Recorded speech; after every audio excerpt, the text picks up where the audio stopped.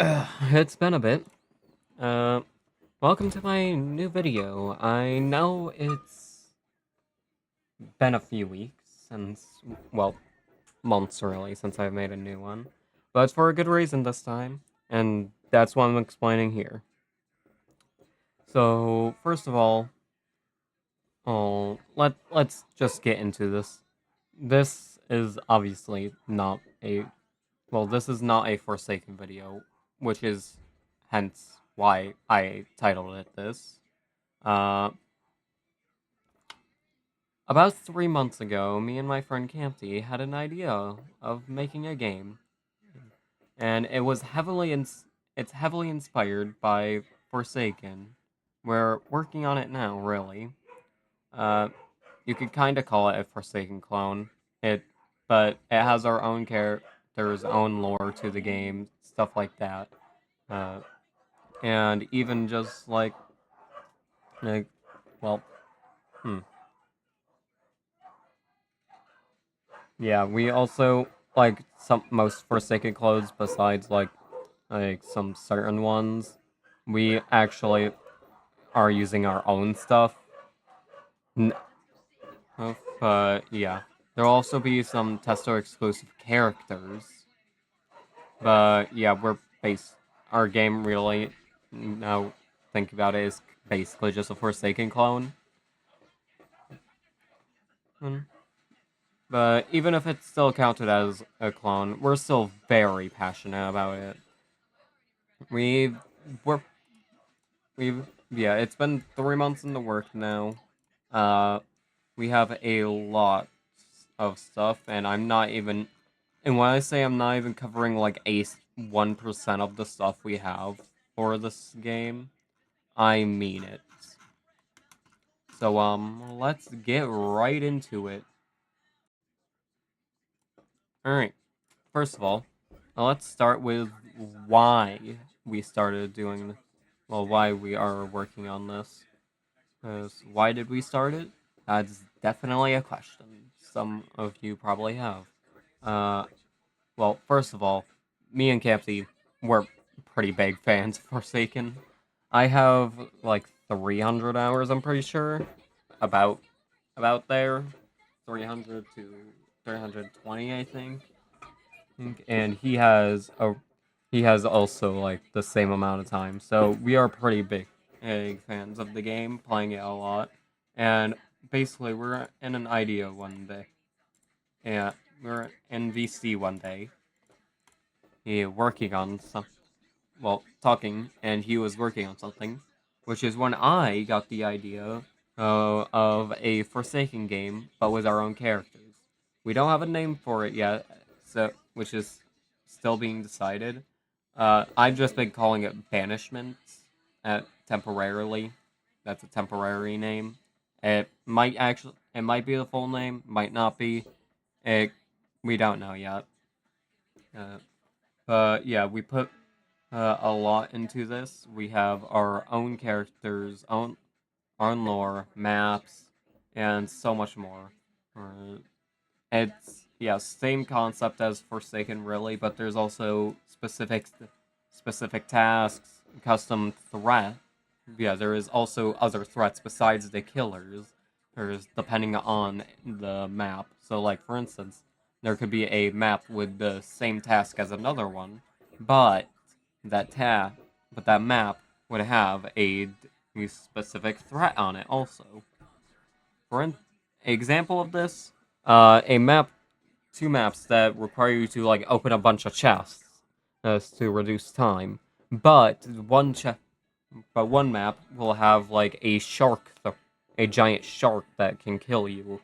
While another one might have might just only need the killers to deal with them. Um, So yeah, there is a lot that has been talked about. Well, a lot in the works for this. Uh, it's definitely something. I will say that. Uh, and definitely a lot of work.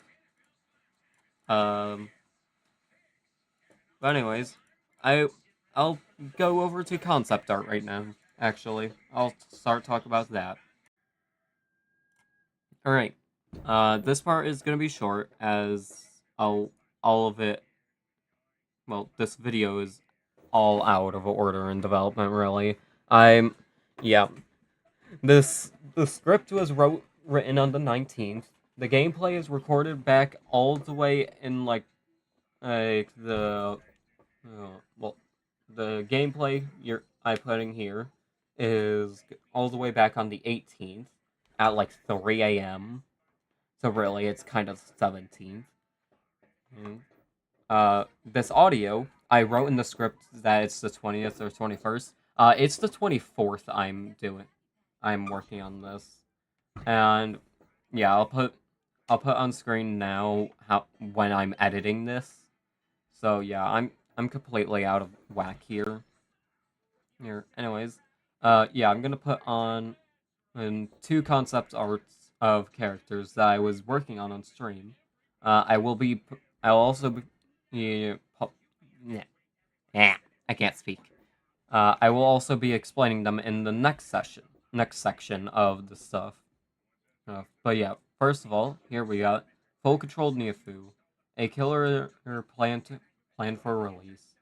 Yes. And then we have Human Neofu, a survivor planned for release on the game. Now, before you say anything about them being the same person, just different versions, yeah, that's just the lore. Uh, to basically summarize it, it's stuff to do with multi-dimensional, well, multi-dimensional travel. Well, I'll talk about it more as the game like comes out. And yeah, I'll put up the art now. If feel free to pause to read it. I'll also post it on Twitter, and then yeah, I'll also post it on the. I'll also explain them on the next thing. Also on Twitter, after this video airs, I will go into a deeper rant about this game and also to answer questions that anybody might have about it. So yeah, if you want your questions answered, then check out the Twitter. All right. I I will explain some characters now. I plan for have 6 of my own characters on release, 3 killers and 3 survivors. I don't know how many camps he plans to add. I do know about 1 so far, but that's yeah. Uh, so there's at least 4 killers on release. I can say that. I'll say the names, but I will only explain the ones that are in the concept art. Plus, I will also be explaining one extra character. So, first of all, I'm gonna go from the top here with the characters. I'm gonna be starting with killers, going to the tester and dev exclusive stuff, being specific characters called neutral characters. And then I'll be going into survivors and then dev only characters. So first of all, this killer is a killer planned on release, being called Mika. They are a free killer, so they'll be one of the starting characters. And they are definitely a good character, so you should definitely look into them more, or once on release. Up next, we have Demonic Venia, a hard to play as character, but their gameplay is definitely worth it if you can get kills off. Then we got the Nad Killer, aka me. Yes, I have a self-insert character. Campy does also. Where don't bother asking. We will. There's definitely other characters we would have self-insert characters also. And if we'll also explain this in the I'll also explain this in the next section. Yeah, this killer is very easy to learn. They really only have 3 abilities. But it has a special thing for LMS. And I'll give a hint. You might be able to kill the killer. Up next, we have a killer that's gonna be way down the line, incredibly difficult to learn, and incredibly difficult to play against. We got Sero. Cost 2,000, a 5 out of 5 difficulty. They are so complex. Yeah, it's definitely gonna be a difficult character to play. But and also win against if they're a good player. But in return, it's definitely worth it. Yeah, they also have minions. Up next, we got Yuigi. I can't pronounce that name. Uagaya. Uh, a also difficult killer to play. To actually just play in general, not really that hard to go against. But there is some problems with going against it. They are a status effect killer. They don't do much damage on their own, but they do a lot of status effect damage. And also have a specific passive ability relating to said stuff.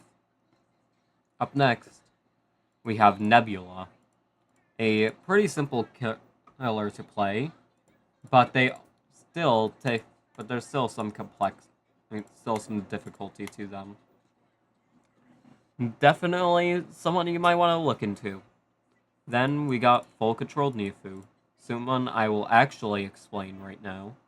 They cost 2,000. They're a killer, obviously, as I stated before. They have 1,500 health and 100 stamina. Their walk speed is 5, and they have a 30 sprint speed, and also their stamina loss and gain is 7 and 22 respectively. So they lose 7 stamina per second and gain 22 per second. Their passive ability has them get stunned for double the amount of time. I think this is fair because of their abilities. First of all, we got the Claws ability, which is their M1. It's a very short windup and a 1.4 second cooldown, so not that long. And yeah, it does 30 damage and also locks abilities for 0.3 seconds. So it's definitely good. Then we got Wall of Fire, which is kind of really just John Doe spikes, but fire that the people can walk through. So yes, they can walk through it, but it does 25 damage in total. So it's not best to walk through it. Plus the fire also. Yeah, fire will also slow you down. So it's best to not go through it unless it's like life or death. Ignore that voice crack. Up next, we got the Fireball. Fun fact, before I describe this ability, we were working on this even before the Noli update. And this is basically just the Noli thing. This is basically just Noli's Nova. But yeah, 35 second cooldown. Yeah, throws a fireball. If it hits a wall or a survivor, it will explode with 2 hitboxes. The inner one doing 30 damage, and a larger one around that's a 30 stud area taking with dealing 15. Then yeah, we got Keen Hearing, which is literally just revealing. And last but not least, Speedy Fox. It's basically just walk speed override, but instead of doing burning, it does slowness. Now onto the neutral characters. First of all, we got Oreo. Yeah, this one is actually a dev exclusive character, not even allowed for testers. It is Campy's cat. Funny thing, it has infinite health, infinite stamina, a walk speed of 25, a sprint speed of 27. I'm not gonna explain them fully,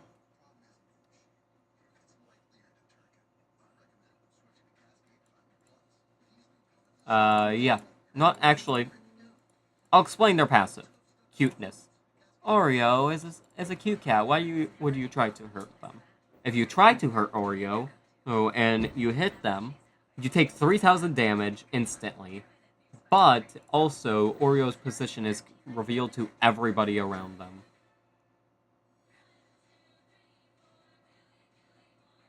And then we got Mothstar, one of my friend's characters that we're adding to the game because they are actually they're technically a part of the team as a bug tester. They will have they'll definitely add some complexity to the game if there is a tester in the game using them. But in return, they can definitely apply buffs. They can apply yeah, I can't speak. They can apply buffs to the killers or survivors if they actually fulfill uh, fulfill, fulfill the new mechanic they bring in. Up next for survivors, we got Shoyu, a pretty interesting survivor. They don't have any stamina because they use their HP for everything. Their abilities, their stamina, all require HP. But in return, they have stuff about it that boosts their stamina. Yeah, they have stuff about it that helps them survive for longer. They are the fastest survivor in the game. But that's just because... But that's for the payoff of the fact that, well, they gotta use their HP for sprinting. And then, yeah, up next we got... Yeah, they have some good abilities, definitely. Up next we got Akuseru. Basically a sentinel, really. Well, we're calling them stunners for now. But, yeah, a sentinel that has some interesting things about it. First of all, yeah, I'll just explain some stuff about them, because why not? They do not get the burning effect at all, no matter what it is. This character is actually a hard counter to the full controlled Neofu, as they take no fire damage and are immune to fire attacks. Basically, 90% wall of fire, you don't gotta worry about it with Akuseru. There might be some changes to it. We might just make it so they just don't get the burning effect, as it actually seems a bit strong. But yeah. And also, they can survive they have an ability that lets them revive a survivor from the dead at the cost of their own life. Now, one thing we'll say about this is, well, I'll say about this, is the survivor that's revived will have equal percentage HP to Akuseru when they use this. So they cannot be like, so Aku cannot be like 1 HP and then use this for someone that has, and revive someone to have like equal health to them. Also, this will be disabled in LMS. And then, up next, we got Phoenix. A survivor planned on the same release day to be released at the same time as Sero. They have lore together, which also, yes, there will be an LMS theme for them. They have a natural healing, stuff like that. They're definitely something to play. To sum it up, they're a kind of support, more survivalist. They're built for just surviving, but also they can lure killers away. Now, the next character I'm going to go into great detail about, Akene. Okay, this is the only other one I'm going to actually fully explain.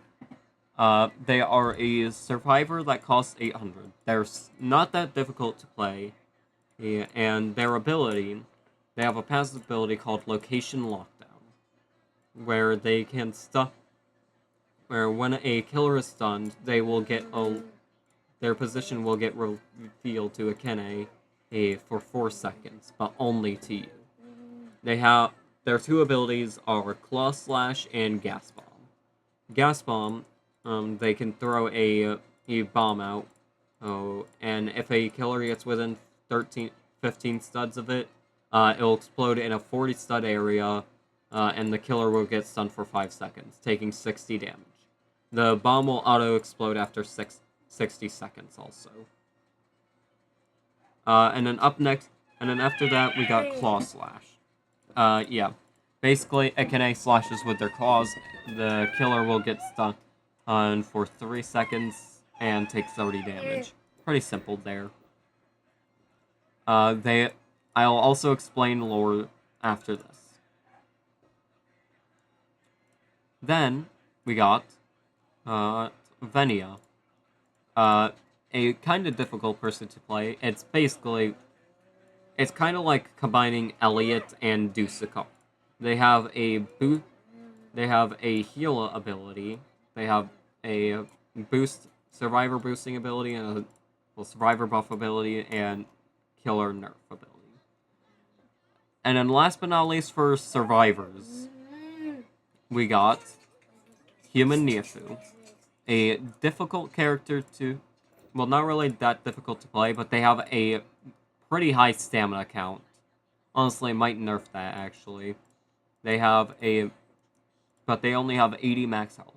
They have a burning knife that, they become immune to damage for the time of the stun. Well, as long as they're using this ability. And if they lunge forward and if you hit the killer, or they take 30 damage and are set on fire for 5 seconds, with each second doing 5 damage. While on fire, the killer will be slowed by... While on fire, the person on fire will be slowed by 20%, and on a successful stab, you will become damage immune for 3 seconds afterwards.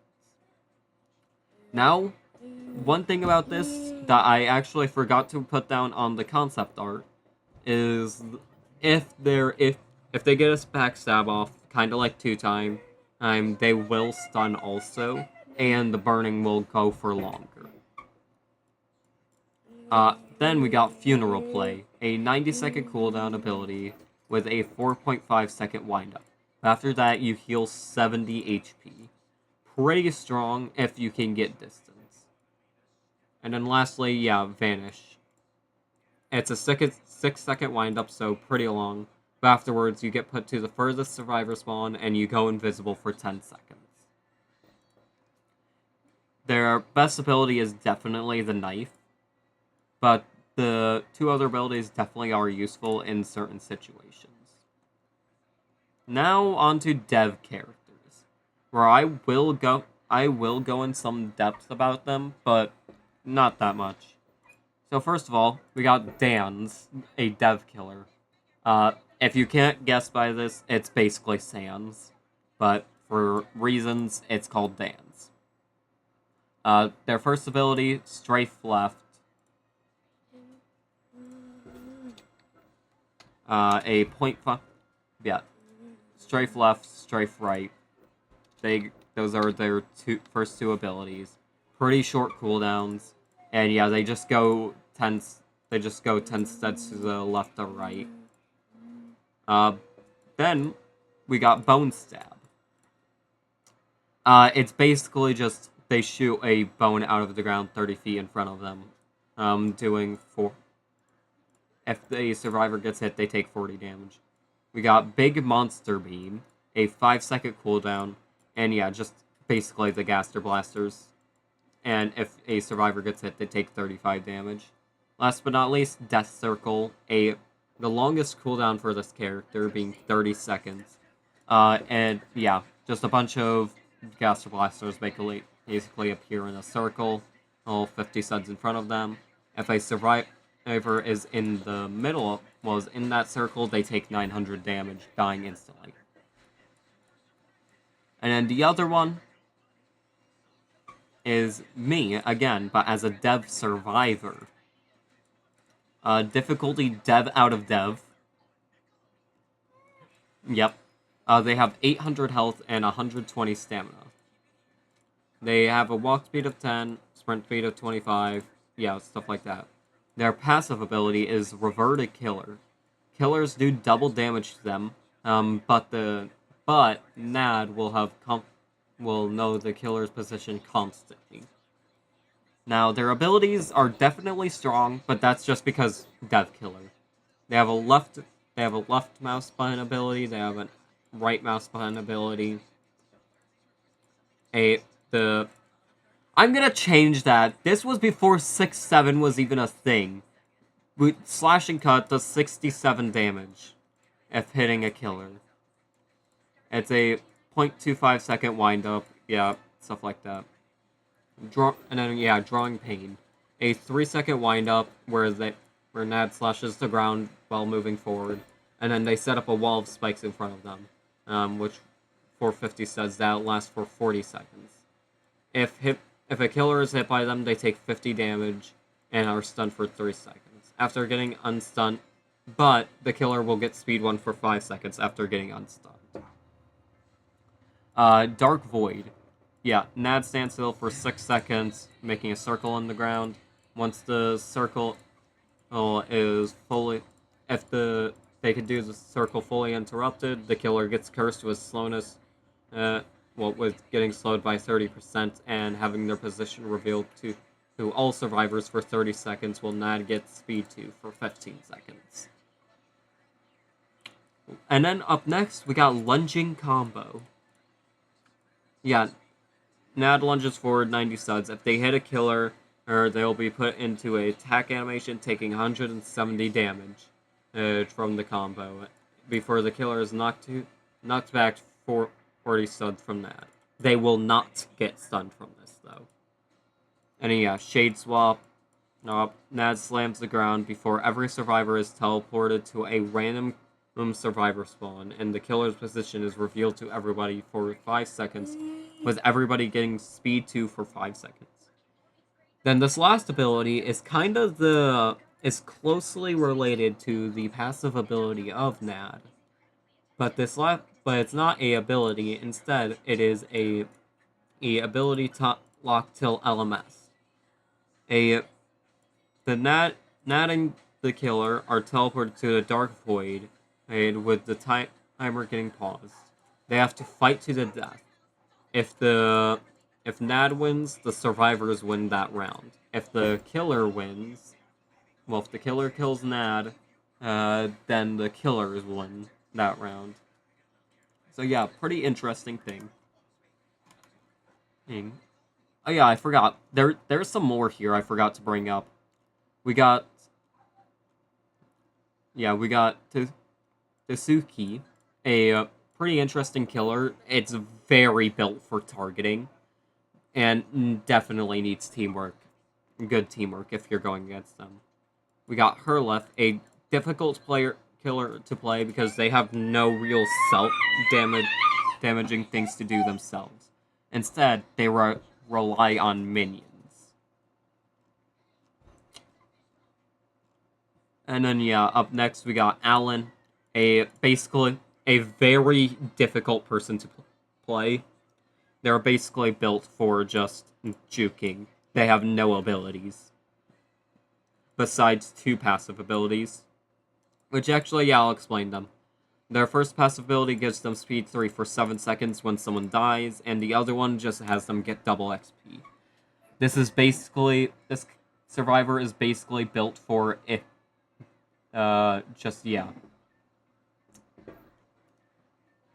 It's just built for survivability. Well, training your skills, really. Not meant for someone to main. And then, now we got Necromic. They have 2 abilities. They're a survivor. They have 2 abilities. They're basically built to be They are built as a support, but they can get extra HP. And last but not least, we got Euclido, a geometry-based survivor. They have they're not that difficult to play, and they're pretty much an all-rounder, really. They're a support, they're a sentinel, and they also have a survivalist ability. But their passive ability is just a nerf to them, which is basically just shapes appear them when using their abilities, so the killer can find them easier. Anyways, that's all of this section. This is the longest section by far. I can definitely see that. Actually, no, this isn't the end because I still got some stuff left to explain. First of all, the lore for Niafu is, well, full control Niafu. To basically sum it up, cannibalistic fox. A corrupted cannibalistic fox possessed by a god. And up next, we got human Niafu, their lore. Yeah, they're the main They were at first human, they technically still are, but when they came to this place, they got massive power from people around them, and seeing everybody they cared for die permanently, they did not like that, and they set up the respawn system. But before they could test it, they died. They But they did come back years later in lore. And yeah, last but not least, Kene, a demon scientist that demon scientist relating to the Mika killer, actually, also. I will explain something about Mika. They are the queen of hell, basically. And this is one of their friends. And also one of their royal subjects. Well, their royal scientists. Anyways, yeah, that's the end of this section. This is definitely the longest section, which is why I presumed this video to be around like 30 minutes, just because of this section alone. Anyways, I will now get to the final section and the most important section of them all. Alright, last but not least. We're nearing the end of the video, but I have a request to make. As right now, there's technically only 2 people working on everything.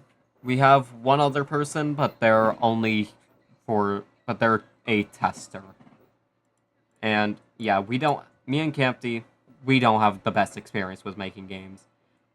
I've never made one before, he has, but it wasn't that complicated compared to this.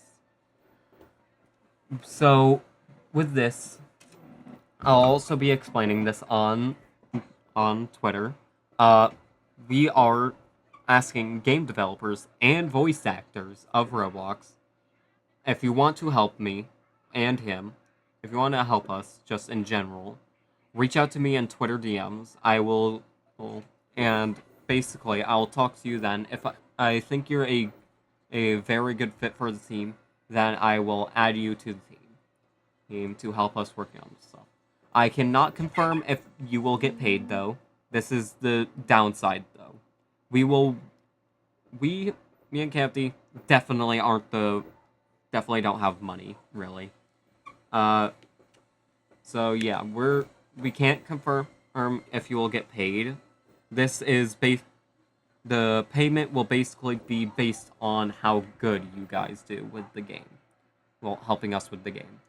If we can get money off the game, then basically how we're gonna do it is if we can get the game out and we actually get money off the game, the first 2 weeks of payment will go strictly to the people that will help us. After that, we'll do a fund sharing system where everybody will get a cut. But the first 2 weeks will be strictly for everybody else. Will be strictly for everybody else that helps us. But really, we cannot confirm if we will get money off this, so that's why we cannot confirm if anybody will get paid, including us. But still, either way, it would still be a great help if you can help us, because this is something we are very passionate about, and you can take all the time you want with it, really, if you want to help us. Just at least help us, really. And it would be the main reason why we're really doing this is we really want to play with the it's definitely some. It's definitely kind of well. It's definitely an idea, but really, it's also because we would love to see our funny little characters just running around and beating each other up, kinda. But also, we love Forsaken. That's also why. But anyways, if you aren't a game developer or voice actor, but you still want to help, eh, then try hitting up some friends that you have that are developers or voice actors, or even just play the game when it comes into playtesting or when it releases. That will definitely be a help. But, big but here, don't be annoying. I swear, if I get a Twitter DM from somebody, from like a big creator or developer, that's like saying, hey, like, what do I keep hearing about this game and people telling me to work on it with you? You, like, oh my god, that would be, I, just don't spam people's DMs, really. If you want to ask people, ask big creators, then sure, but only ask them like once. Don't ask them like 30 times. If I get like a message from like Haitoko or something about that, like I'm gonna genuinely be disappointed. But yeah, if you aren't a developer or voice actor that and you don't have one and that's a friend, then at least just play it when it enters playtesting or when it releases. Anyways, that's the end of this video. I will be putting in a deeper rant about it over on Twitter and also be doing a Q&A. I will also be doing a Q&A on stream sometime after this video releases, probably a day or so. Anyways, hope you all have a good day. I am ending the video here now.